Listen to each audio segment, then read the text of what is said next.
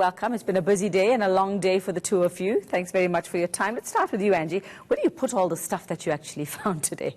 Do you burn it? What happens to it? Thank you, Uveka. It's good to be here. At the moment, Customs is going to confiscate the goods and they're going to put it in a safe place until further notice.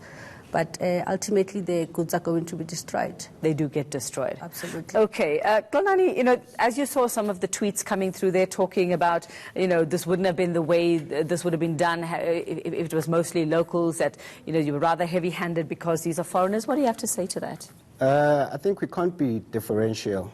We have to stick to the point, and if you're a South African or a foreign national, the law has to be maintained in South Africa and in the city of Joburg. So we're not going to choose that you're South African and we're not going to attack you, or you're a foreign national and we're going to attack you. Also, just some of the criticism coming in that this might have been a show of force, Angie, especially after what happened last week, just to show them who's boss.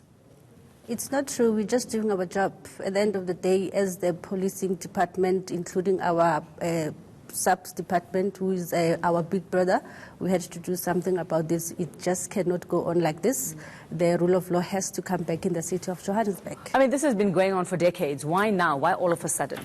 This is not the first operation. We did one sometimes last year, if I'm not mistaken, around November, December. Yeah, so it's not the first operation. We have been doing constant operations. It's just that this one, it's a massive operation because we got more than what we bargained for. What motivated this one to be as big as it was? I mean, you said December last year. I would have imagined there would have been quite a few in between as well, and then your next massive one is only now in August? Probably what happened last week also, we got a wake-up call as law enforcement that this cannot go on. This is our city. We had to take ownership of our city. So, yeah, we had to do it. Xolani, how do you sustain this? How do you keep these kinds of, example, counterfeit goods off the streets? Are you planning to be back in those same street corners, back in those buildings tomorrow or later this week? Because we know they just keep coming back. They will come back at some point. That's true, Vika, but the operations do need to continue. That's the only way for us to maintain the momentum that we are going in. And they will continue, and let the people be warned that we're not going to run away. We'll be in the streets of Joburg and we will deal with these counterfeit goods. How do you manage to continue those? Because JMPD has other work to do as well. So how do you carry on something on a scale like this and do whatever else you're supposed to be doing out there? The operation plans are done, so members are dedicated and delegated to do certain operations. So members will be delegated to do these operations continuously. Are you hiring more officers? Not at the moment, but 1,500 trainees will be passing out in November, so there'll be more manpower for Johannesburg and JMPD. And Angie, I mean, just one of the tweets here talking about China Mall and why such a raid, that's probably where it should have started because you find a lot of the counterfeit goods there. Just your response to that? We are coming for China Mall. Well, now you've told them. We are coming. Okay. We are coming. Yeah, so we are coming. And also to add on what Xolani has mentioned, on average in the city of Johannesburg, particularly in the inner city, on average per week we're conducting 17 operations, including the counterfeit operations. Yeah, so we're constantly doing operations.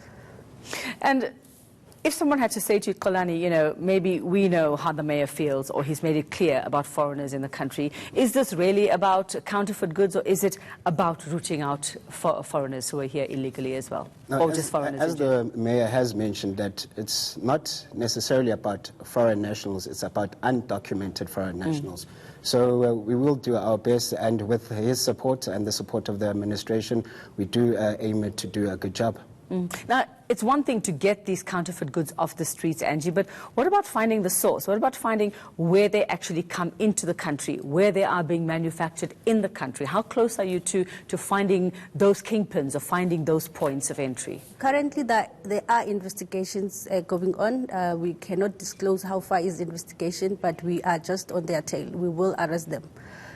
You might think they are coming from other countries. Chances are we have manufacturers within the city or within Gauteng or within South Africa.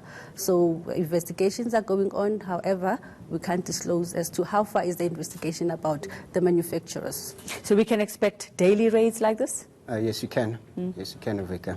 We are expecting daily raids, and we'll keep on doing it until the streets of Johannesburg are clean. Okay, well, I wish you all the luck. And China Mall, you heard what she said. They are coming for you. So we'll watch and wait and see what happens. Thank you very much, Johannesburg Metro Police's Angie Mukasi and Officer Xolani Fihla.